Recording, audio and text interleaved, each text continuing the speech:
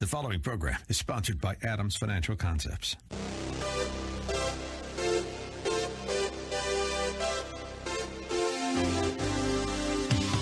Welcome to About Money, a different approach to investing you won't hear anywhere else.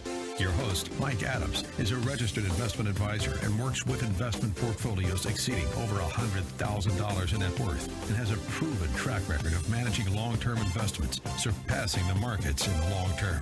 The information shared on the following program is for educational purposes only, and any investment advice given may not be suitable for all investors. And now, here's Mike. And it's Saturday, and we're talking about the answer about money. So we've got a lot to cover today. We have a whole lot to cover.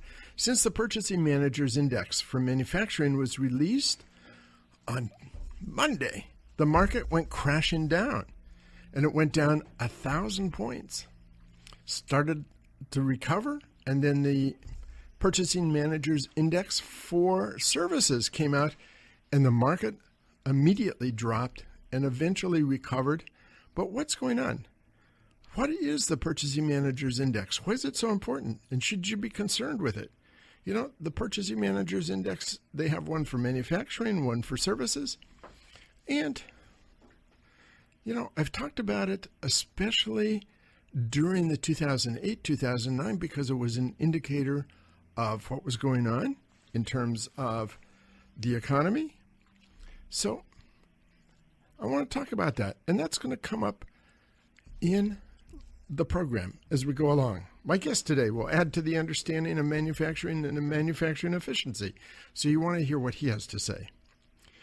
And we also have to talk about another issue because there's almost no question that President Trump is going to be impeached. Maybe removed from office, maybe not removed from office, but it seems as though the impeachment train is rolling along. And how will that impact the markets? I want to talk about that. You know, I always say, prepare for the worst and hope for the best. So I want to start with impeachment. What does it mean for investments? Oh, and by the way, before we talk about impeachments, I also want to mention later in the program, I'm going to talk about the economy too, because there's a whole concern that worldwide growth is slowing down. All has to do with purchasing managers indexes, has to do with GDP and lower GDP forecast.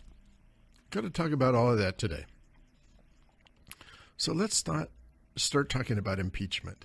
What does it mean for investments? When our forefathers wrote the Constitution, they'd come out of a monarchy, and they discussed what kind of government did they want. They talked about a parliamentary type government without a president. They knew that not all presidents would be like George Washington. So they set up an oversight and the ability of Congress to actually remove the president. That's the process we're going through now. It was not very well defined, but it was defined as this is the thing you have to do to remove a president. And history doesn't repeat, but it rhymes. There's lessons to be learned from looking back at what happened before. And it may not happen in the same ways or exactly the same type of thing, but it's the best information we have. And the best we can do is to look back, see what's happened in the past when we've had impeachments, and look at that and put it into today's aspects of what's happening. You know, the doom and gloomers, they're saying the sky's going to fall. We've heard a lot of things saying that if the impeachment is actually accomplished in the House and passed to the Senate for a trial, that the market's just going to roll over and die. They say the economy's going to crash. There's one pastor that said if Trump is impeached, we're going to enter into a civil war, fighting with guns, shooting each other. You know, people are saying all sorts of things. None of that is supported by history. They might be right. Those are extraordinary predictions, and maybe they're right, but probably not. You know, we've seen that before with extraordinary predictions. Nikola Tesla, Nostradamus, Robert Boyle. We've seen those predictions way out in left field happen, but generally we can say we can prepare as if we saw what happened in the past. So the economy is going strong. We have to say the economy is going strong. We're not in a big recession. We're not in a great recession. And impeachment's really not going to change that. I was talking to one of the participants in a 401k plan, and he was asking, what's going to be the impact on the economy? And I said, they work for a fuel oil distribution company. And I was saying, just because we're going through an impeachment does not mean people are not going to heat their homes. Doesn't mean that they're not, if they have natural gas stoves, they're not going to cook meals with natural gas. Doesn't mean if they have a gas car that they're not going to fill up the car with gas. Doesn't mean that they aren't going to take vacations. Doesn't mean they're not going to fly. The economy continues to move. Companies are not going to lay off employees. You're not going to have suddenly an impeachment and then companies laying off employees. Just isn't going to happen. So what is going to be the impact on the markets? Looking back, the first impeachment happened with Andrew Johnson, 1868. Following the assassination of Abraham Lincoln, he was elevated. He had been a senator from Tennessee, and he was the only senator from the South who stayed loyal to the Union. There were turbulent times. The Civil War ended with the South in defeat. And as president, Andrew Johnson was lenient on Reconstruction policy. After all, the South had been defeated. There were some in the North that felt they should pay a penalty. He gave almost a total amnesty to the ex-Confederates. He wanted a rapid restoration of U.S. state status for those states that had seceded from the Union, and he enabled the states to legislate black codes, essentially preserving the system of slavery in all but the name. And like now with the Democrats in control of the House, Republicans greatly opposed Johnson. In 1867, they passed a tenure of office act over Johnson's veto. It required the Senate approval to remove officials, cabinet officials. And it was to protect the members of the cabinet, like Secretary of War Edwin Stanton. Stanton was a person who was a leading Republican radical in the Lincoln administration. He was bullheaded, he was stubborn, he was controversial because he was brutal in delivering his opinions. He was not a very nice guy. He was not what you think of as a politician. He opposed the actions of Johnson, was taking in the South. He said that's not the way we won the war. That shouldn't be happening. And he was really harsh in the criticism of Johnson as president. So the act was passed by Congress, the opposition party, to protect Stanton. So Johnson first tried to test the constitutionality of the Tenure of Office Act by appointing Ulysses S. Grant as the Secretary of War. Said that he could remove Stanton. Well, that didn't hold up. The Supreme Court wouldn't hear the case, and Grant stepped back to let Stanton continue as the Secretary of War. So Johnson decided he was just simply going to fire Stanton, and he did. And within 3 days, the House of Representatives began an impeachment, and they impeached him on 11 counts. So the trial went to the Senate. There were 41 witnesses, and they fell one vote short of 2/3 needed to remove Johnson from office. So that's the background. It's been a long time ago, and I'm sure that you don't remember any of that happening. So what happened? There was no Dow in 1864 in those times. The market, however, people looking back at what was going on in the market prior to impeachment was up 10% in the 3 months prior to impeachment taking place. And 2 months following the impeachment, it was, for the first 2 months after the impeachment, it took a dip, and then 2 months later, it was up 6% from where it had been before.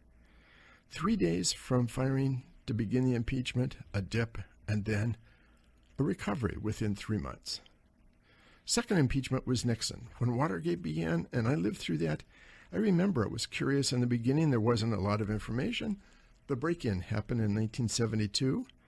Woodward and Bernstein were working for the Washington Post. In June of 72, they found an address book from E. Howard Hunt, one of the break-in burglars, and a check to Charles Colson. It was September 72. Hunt and Liddy and burglars were indicted. It was in January that they pled guilty to the break-in. But it was in April that John Dean was cooperating. John Dean was a person that President Nixon said he didn't know.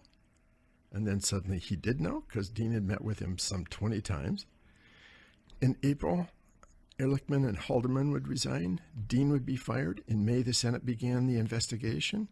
Archibald Cox was appointed the special prosecutor. In June, John Dean told the Senate of the cover-up. In July, Butterfield mentioned that Nixon had tapes of his conversations. By October, you had the Saturday Night Massacre where Nixon ordered the Attorney General, Elliot Richardson, to fire the special prosecutor, Archibald Cox. Richard refused and resigned.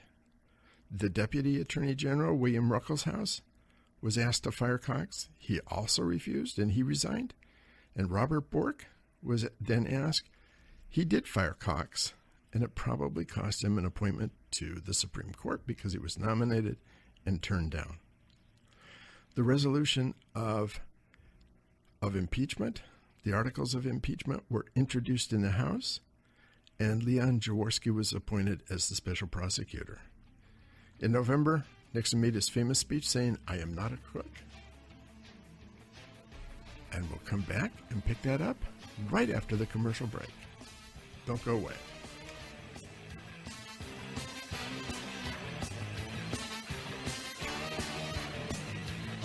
More about money coming up with Mike Adams on AM 1590, The Answer. For more information, click on adamsfinancialconcepts.com. About Money continues. Remember the website, adamsfinancialconcepts.com. Here's Mike. So I've been talking about impeachment because it appears that the train is rolling on and we're going to see the impeachment of our sitting president, President Trump. So what is the impact on the markets? I started talking about Andrew Johnson. I began to talk about Nixon. I got to the point of his November famous speech where he said, "I am not a crook." That was in November.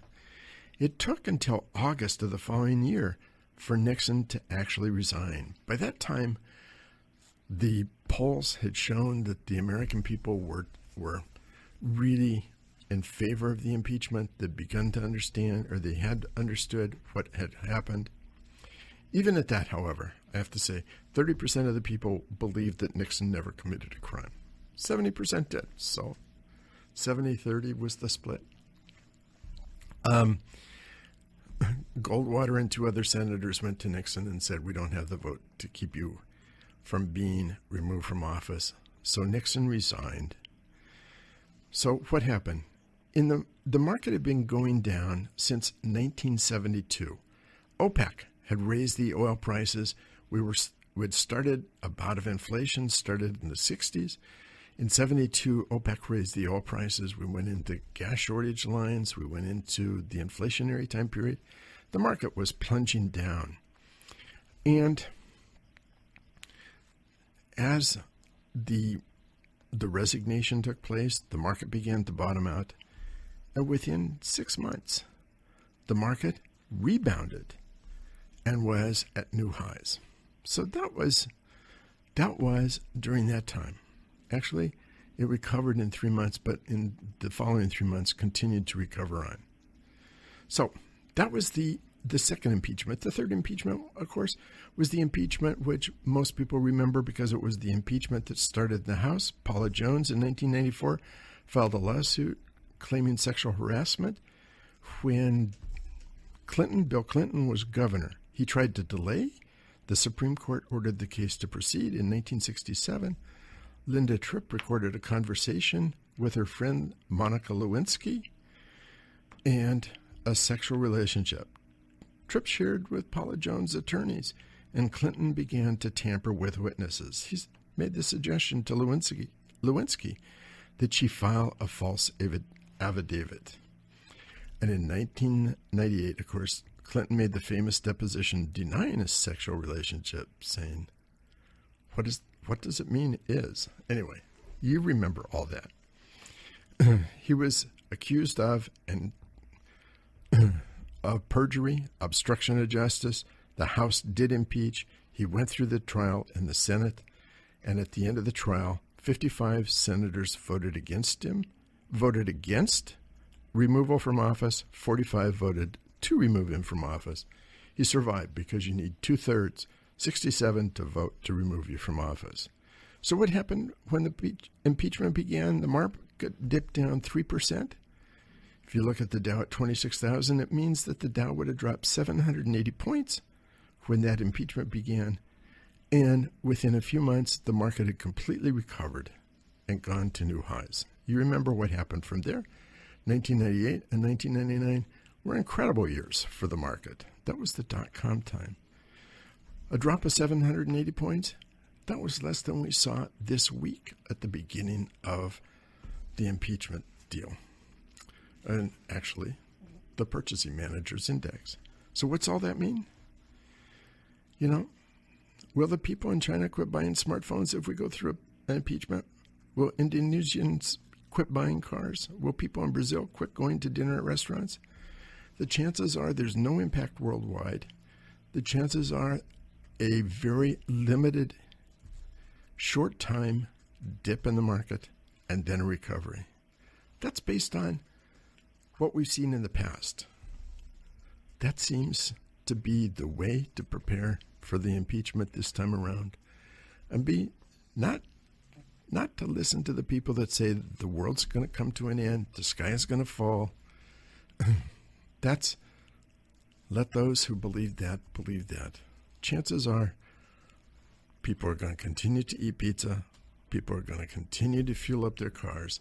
People are going to continue to take vacations. People are going to continue to buy clothes. All those things are going to continue to happen with very little change. And that means companies are going to show their earnings, the profits are going to be there, and the economy is going to roll on. Which, talking about the economy rolling on, there's a lot of concerns about the growth in the economy, and we're going to come to that later in the program and talk about worldwide what's going on. So the question is, the Purchasing Managers Index. What is the Purchasing Managers Index? The Purchasing Managers Index is something that's compiled from manufacturing companies. They gather all this data up. Why does it count? Because when companies are manufacturing things, the first thing you have to have are materials in which you convert from raw materials into a finished product. And so the purchasing managers are the first ones that receive the orders, who then, or receive the request, then they issue orders to other companies, and you can track that. If you're ordering more this month than you ordered last year, the index is on the plus side. It's up over 50%. If you're ordering less, it's below that 50%. What's happened in the last 2 months is that the index has been, for manufacturing, has been below 50%. We've seen other times when we've seen the Purchasing Managers Index drop below 50% for a couple months. It has not meant that we went into recession. It has not meant that we went into a big slowdown in the economy. There were a lot of other factors that are involved. And certainly the question about tariffs is there. Tariffs, when tariffs were first introduced, what happened is a lot of companies ordered materials in advance because they could order them at the old price prior to the tariffs being put on. So there was a lot of pre-ordering. There was a lot of buildup of inventories. And when you have a buildup of inventories, as time goes on, what do? You order less. And so Purchasing Managers Index, for me, seems like it's normal to see it drop below 50 for a short period of time while you recover that pre-ordering way back when tariffs were first announced. I think we're going to see the Purchasing Managers Index pick up again as we go later into the year. Now, if it doesn't pick up again, then we have some concerns because that means manufacturing is slowing down. Purchasing index is not just for manufacturing, it's also for the services industry. And what we've seen is it's still above 50, but it's come down a little bit. So that was what caused the second drop in the market on Thursday the market took that big drop down at the beginning of the day and then began to recover because people began to realize it's still above 50. So what's going on? It's too early to say, but the chances are we're in a period of time when Purchasing Managers Index may be down simply because it was way up earlier. We'll have to see. It's something that I do track and continue to track. I tracked it in 2008, 2009 and said, look, it's above 50. Manufacturing is picking up, continued to pick up month after month after month after month. Going into 2008, we were seeing the Purchasing Managers Index fall off below 50. So you could see that we were coming to a credit crunch. Didn't see the crisis happen, but saw the crunch coming. You know, it's a useful indicator of what's going on in the economy, but by itself, it doesn't determine what's happening in the economy. There's been a lot of talk about the jobs that have been lost. And part of that is, no question, some of the jobs have gone overseas. But by far, the biggest reason we're seeing jobs lost in manufacturing is because we're becoming more efficient, more productive in what we do. And with that, I want to introduce my guest today, Gary Moe of ID Integration. Welcome to the program, Gary. Hi, Mike. Thanks. Glad to be here. So this is the second time for Gary, but why don't we begin talking about your background? Tell us about your background. Sure. I'm Gary Moe. I'm a president and co-founder of ID Integration. We're based out of Mukilteo, Washington. We actually just celebrated our 20-year anniversary in February, and we would be considered a systems integrator of barcode and RFID systems for asset tracking, helping manufacturers track work orders and materials in their operations. So why don't you explain, a lot of people know what barcodes are, but explain that and RFID and how those two things relate. Sure. Yes, like you mentioned, many people are familiar with barcode. We go to Home Depot or the grocery store and you're scanning a UPC code, which is a barcode, on your grocery items. RFID is similar, where it has a unique ID encoded in a little RFID chip. So the difference is it's a radio frequency identification, and typically in labels that are on items, it can be read anywhere from, say, 5 to 30 or 40 feet away. So you have an RFID reader similar to a barcode scanner that can actually read the ID on the item or asset.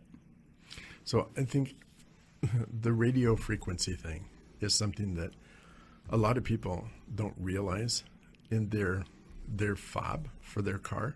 We used to have keys. Right. Now we have those little fobs. That's a radio frequency identifier. Correct. And the security badges, if you're going into an office building, sometimes your little badge has a radio frequency identifier. The good to go,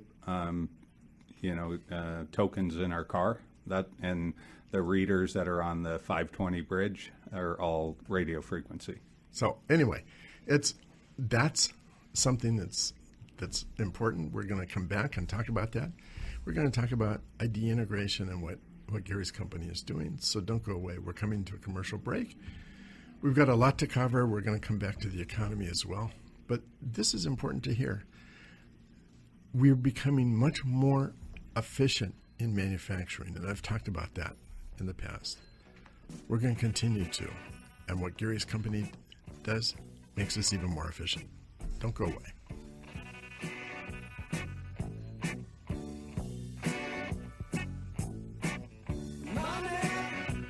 More about money coming up with Mike Adams on AM 1590, The Answer. For more information, click on adamsfinancialconcepts.com. About Money continues. Remember the website, adamsfinancialconcepts.com. Here's Mike. So Gary, when the company started, it started with a chip for Boeing, right? Yes, one of our first projects, we actually go back to 1995, and we actually introduced a two-dimensional barcode technology to Boeing kind of like the QR code, but it's called data matrix code. And we actually were able to laser etch these barcodes onto tooling that Boeing used to make the wings, the wing fastening system. So we were able to put machine readable identification on drill bits, cutters for Boeing. It was a challenging application to read a barcode on like a drill bit, very sophisticated reader. So one of the projects they asked us to work on was an RFID tracking system for some of their structural parts. And we were actually, this goes back to 1999, we were able to take the little RFID microchip that many people are aware of that the vets put into their pets. That's actually an RFID chip. And we took that little RFID chip and put it into an ultra high weight molecular plastic rivet and then put that on Boeing parts.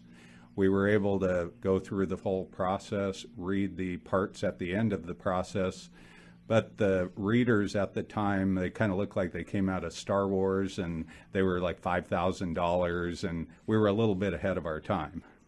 So now you've just introduced some new products. Tell us about what they are. Yeah, it's, we're pretty excited as a systems integrator, and a lot of our customer base that we've worked with is in the aerospace industry and military.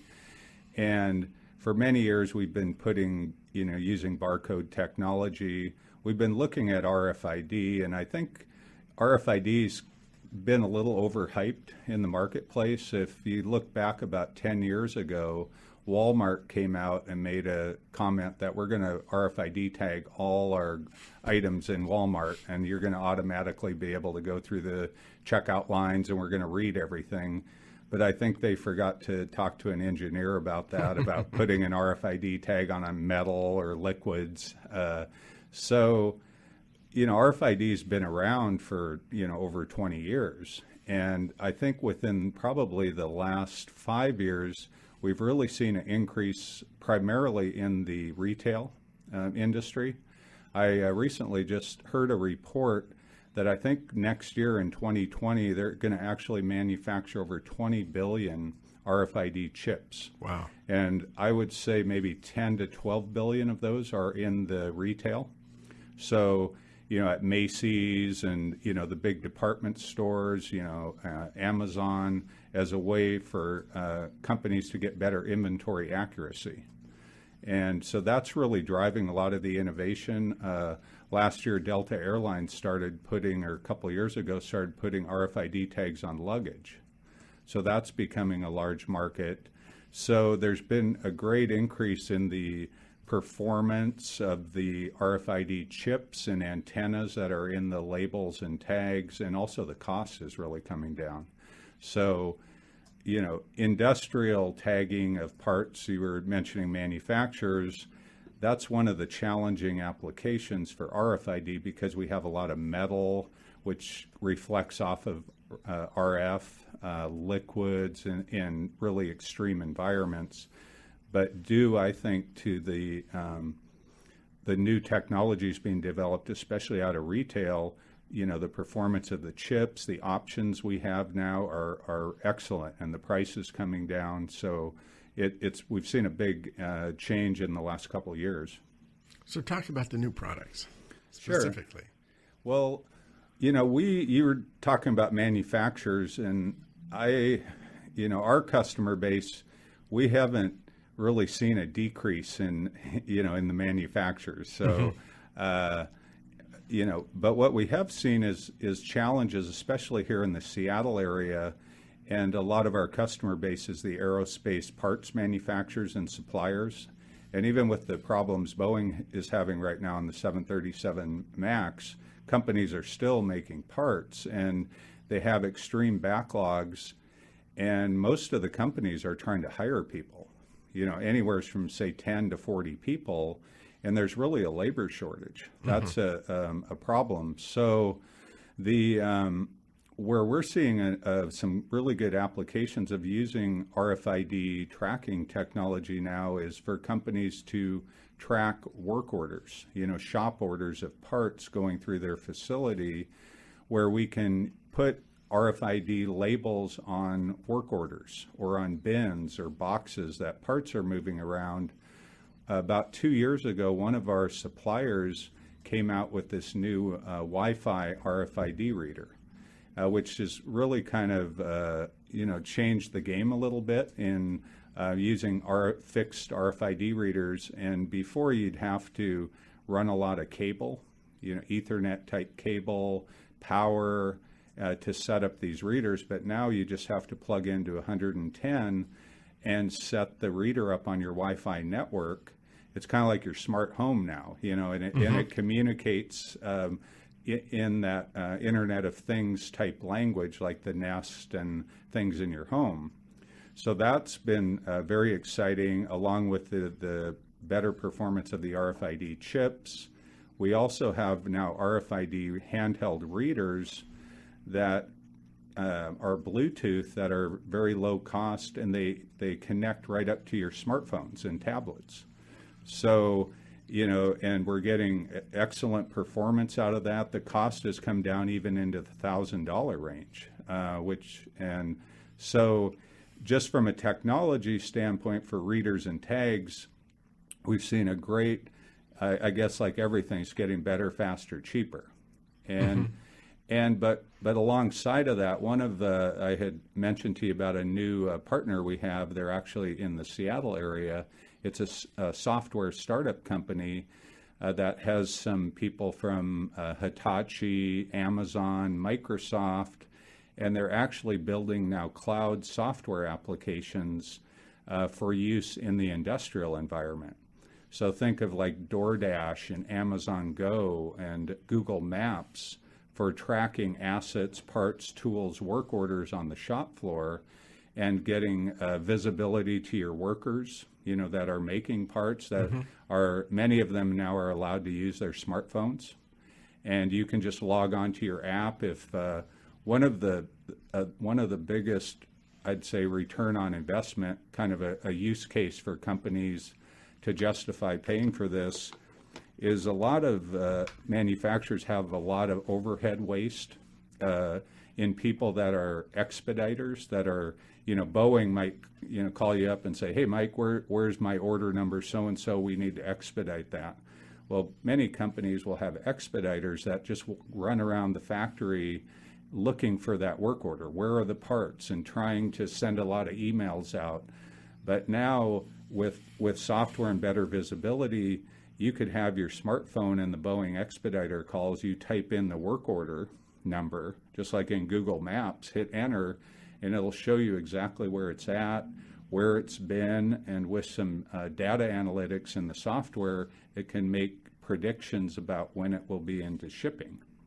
So companies that are investing in using this technology with RFID, with the cloud software, with the Wi-Fi readers, are able to potentially eliminate a few expediters and move those people from the overhead side of their business to production. And the return on investment looks really well, and they also look better to Boeing. When Boeing can call or any other customer, and they can be very responsive and know where the orders are, and so it's a great use case for companies to be more efficient, to save money, kind of like what you were talking about.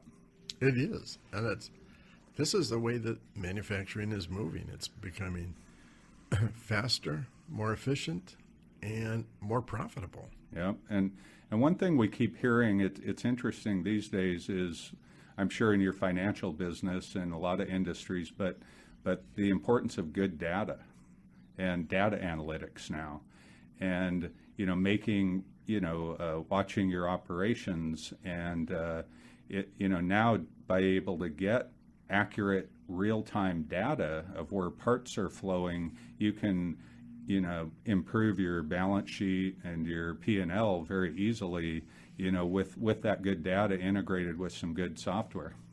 And where everything is, that you're not going to close down an assembly line because you don't know where a part is, when it's going to arrive, when it's going to happen, and right, you can schedule the workload around part arrival.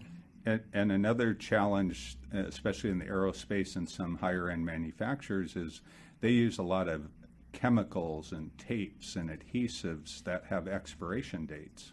It's very important, when you get audited, that, you make sure you can identify any, chemicals or consumables that might be past expiration date. So this system allows you to find that quickly, to get reports on expired items so you can get them out. Audits is a big thing within a company, and we have our we also have an active, it's kind of an interesting, I brought a picture, but there's also active tags that have batteries in them that can talk 300 feet away. And we actually have it creates its own mesh network. And we have those at some big MRO engine repair facilities that are tracking parts. And, they've said sometimes if they're missing a part for an important, say, engine, they'll have to shut the whole plant down and all 400 people will look for a part. Yeah. So we're coming to commercial break. After the commercial break, we're going to let you know how you can contact IDU Integration, because you may have a need for their products. We're coming back right after the commercial break. Don't go away. More about money coming up with Mike Adams on AM 1590, The Answer. For more information, click on adamsfinancialconcepts.com. About Money continues. Remember the website, adamsfinancialconcepts.com. Here's Mike. So I'm here with Gary Moe of ID Integration. If you are a manufacturing company, you probably need their products. So go to their website, and Gary's going to tell you what their website is. Go to the website, check out the products, and see how you can use what they do, and then contact them and see how they can help you do that. So Gary, tell us about the website. Sure. Our web address is www.id, like identification, the hyphen dash integration.com.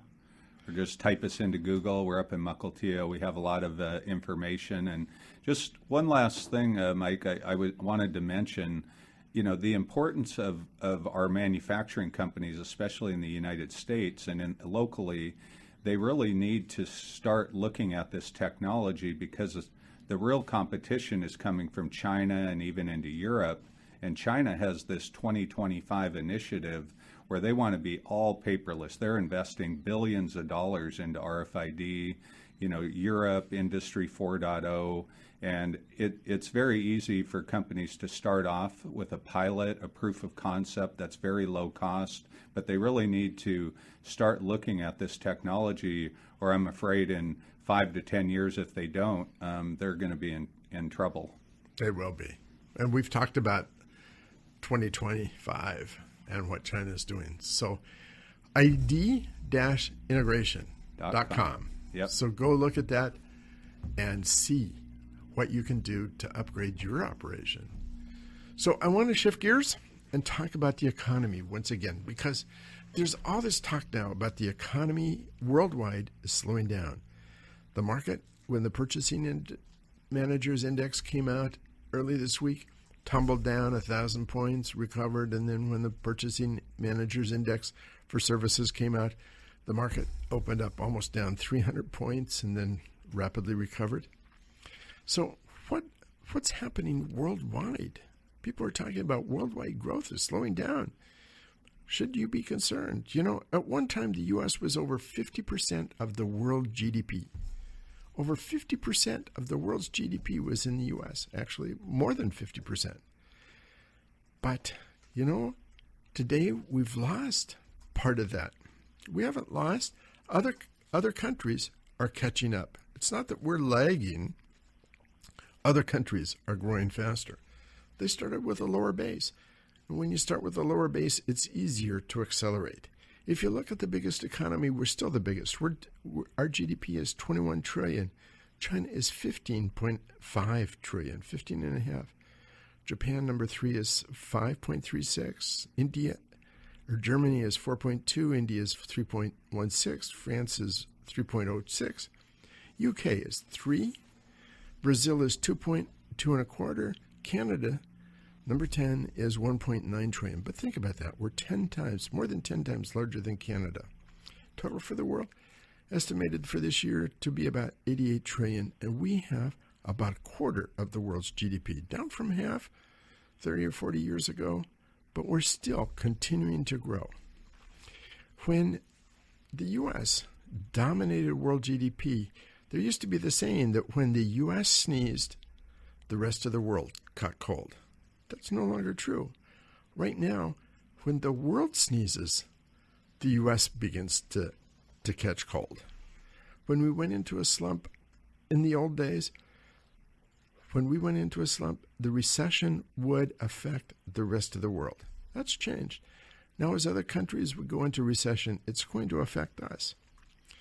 You know, the U.S., if you look at where we are, 40% of U.S. companies that are in the U.S., no, I got this wrong. Okay, I'll try to get this right. Of the 500 companies in the Standard & Poor's 500, 40% of their revenues come from overseas. So when the rest of the world slows down, it impacts the U.S. companies, which impacts the U.S. GDP. You know, the German economy has slowed down. It's expected to only grow at 0.5% in 2019. Expected to grow about 1.5% next year, but Germany has slowed down. You know what? German economy is the slowest in the Eurozone, excluding the UK, which may be out of the Eurozone soon. You know, there was a period of time when Germany was the fastest growing economy in the Eurozone.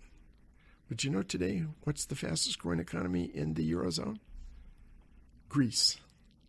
Remember when Greece was all the trouble and everybody was saying Greece was going to bring down the Eurozone?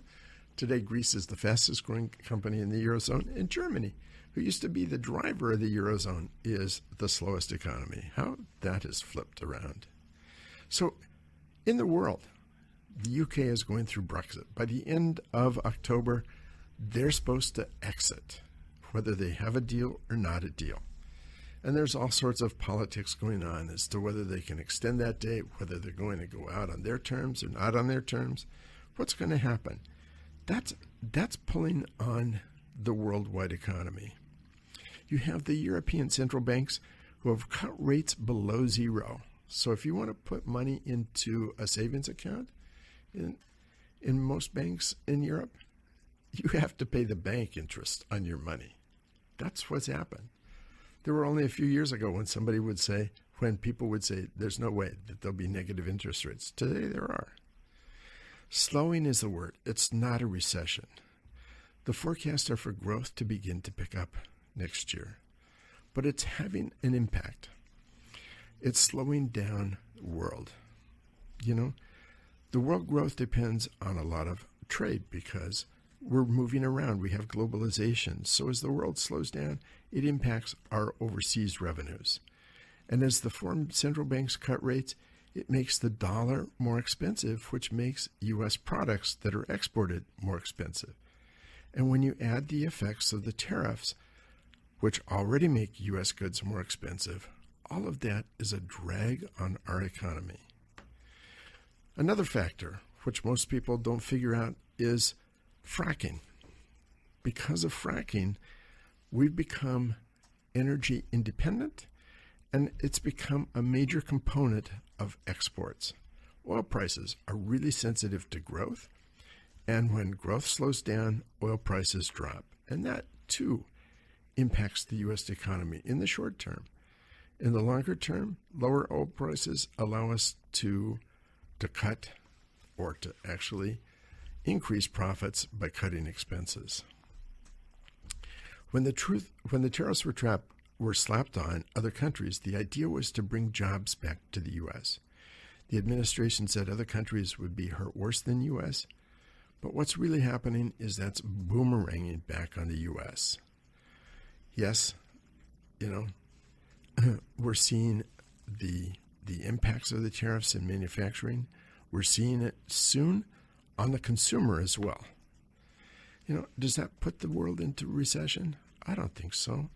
I've been saying all year we won't see a recession Does it mean we're slowing down? Yeah, but probably not into a recession. When economies slow, they tend to get slower and slower until we reach a bottom. I don't believe we'll see that in 2019. I think we'll start to see a pickup. We're not going into a great recession. I think 2019 may be the bottom, and we start to see worldwide growth pick up going into next year. That's where I'm outlook. I think that we've had a lot of factors going on. I think that we'll continue to see worldwide growth begin to pick up. And I've talked a number of times about the super cycle. I believe we'll continue to see worldwide growth for probably 8 to 10 more years. You should participate in that. You shouldn't be afraid of it. You shouldn't worry that the world is coming to an end, that the markets are coming to an end. We're going to see ups and downs. We're going to see recessions. We're going to see corrections. But overall, I think the long-term outlook is excellent. So that wraps up this week. Stay with us. Have a great week, and I'll be back next Saturday to talk about money.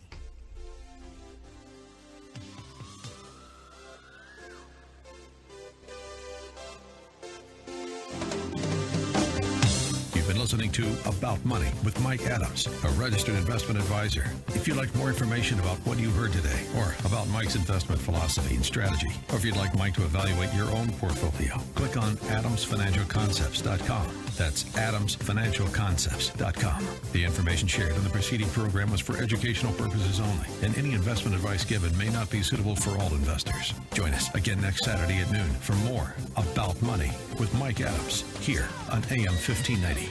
The Answer. The preceding program was sponsored by Adams Financial